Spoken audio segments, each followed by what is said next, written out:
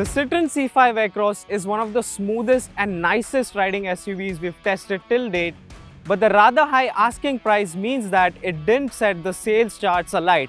And now, with newer competitors like the Hyundai Tucson entering the fray, Citroen has decided to spruce up the C5 Aircross both on the outside and inside in just under 18 months since it was first launched here. So let's take a look at what all is new on the Citroen C5 Aircross facelift. Design-wise, the most significant update on the C5 Aircross is at the front end. Gone is the split headlamp setup of the older car, and in comes this more conventional looking unit which gets these two distinct LED DRLs. Other changes up front include a new chrome-studded grille which blends into the headlamps, a redesigned air dam lower down, and Citroen's double chevron logo is now larger than before and finished in black. Along the sides, the C5 gets a new design for the alloy wheels. It gets a nice dual-tone finish and a diamond cut effect. Furthermore, the trapezoidal element on the side body cladding gets a grey highlight with all but the white paint option. With the white option, this element is finished in blue. To round off the exterior changes, Citroen has also given the C5 new tail lamps with these really cool rectangular LED elements. The tail lamps retain their basic silhouette but now featured a layered casing.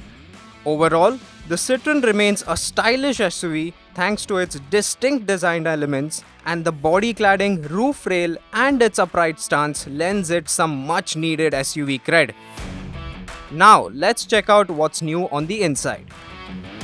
Inside the cabin, perhaps the biggest change is the inclusion of this new 10-inch touchscreen which replaces an 8-inch unit from the outgoing car. The 8-inch touchscreen was integrated into the dash as opposed to being freestanding like this new unit. So in order to facilitate that, Citroen has repositioned the AC vents below the touchscreen as opposed to being on either side of it. This new 10-inch touchscreen is high in resolution and it has nice graphics, but it can be a bit slow to respond. You also get these shortcut keys to control some functions of the touchscreen, and you also get these few physical buttons that control some key functions of the car. Citroen has also redone the center console and done away with the conventional gear lever that was in the older car. Now you get this toggle switch to row through the gears and also this new drive mode switch.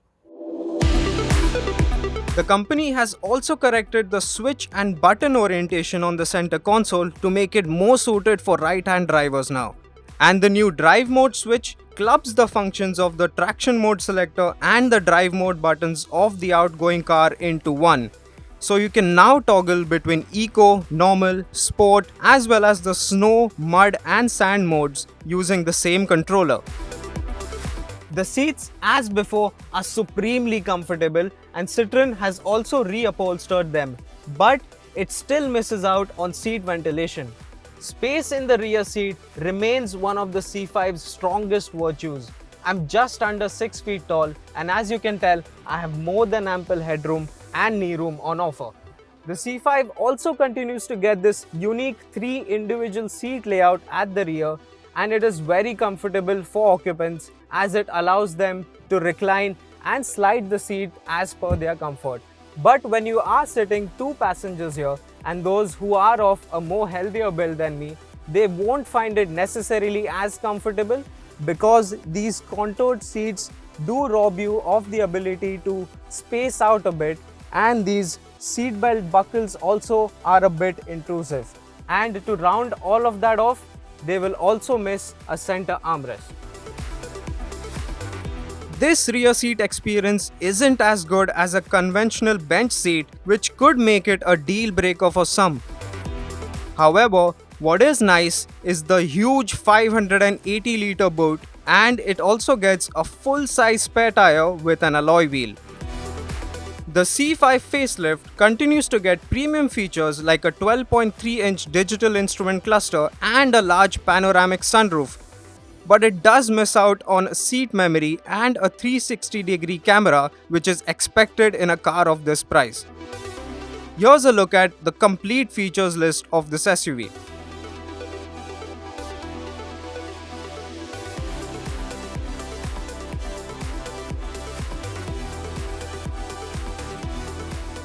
Now let's see how the Citroen C5 Aircross facelift fares out on the tarmac. As before, the C5 is continued to be offered in diesel automatic guise only, which may limit its appeal to some, but this 177 horsepower 2-liter diesel is one of the nicest and smoothest units around. This engine really impresses us with its refinement. There's barely any vibration, and inside the cabin you can barely hear it as well. Only when you're higher up in the rev range, there is a little bit of that diesel clatter filtering through. Performance is another strong suit of this engine. It feels very responsive right from the get-go, and it also responds well to path throttle inputs.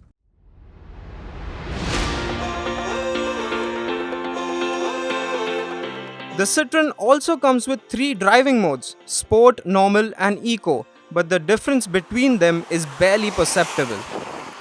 Another factor that really enhances this driving experience is this smooth shifting 8-speed torque converter gearbox. This gearbox feels seamless and is quick enough with its shifts. There's also the option of rowing through the gears manually via the large column-mounted paddle shifters. The C5 also gets an auto start-stop system in the interest of fuel efficiency, but it can catch you off guard, as it tends to kill the engine before you even come to a complete halt. While on the subject, here's a look at the C5 Aircross's fuel efficiency figures. The sound insulation of this SUV also deserves a special mention. The C5 is equipped with acoustic laminated windshield and front glass, which really cocoons you inside this cabin and filters out all the other excessive noise from outside. In addition to the sound insulation and the refined engine, what really makes driving the C5 a comfortable experience is the ride quality. And as before, the ride comfort on the C5 is one of the best out there. Show the C5 a broken patch of road and it'll smoothen out all the imperfections without even a hiccup. The reason for the C5's superb ride are the progressive hydraulic cushions that are essentially hydraulic chambers which replace traditional bump stops.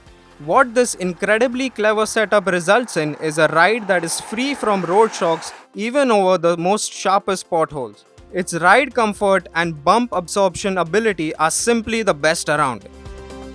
Thanks to its light steering and soft suspension, the Citroen C5 Aircross isn't the most engaging SUV to drive in the bends. It does feel composed around corners, but it doesn't offer a sporty drive like the Jeep Compass or Volkswagen Tiguan.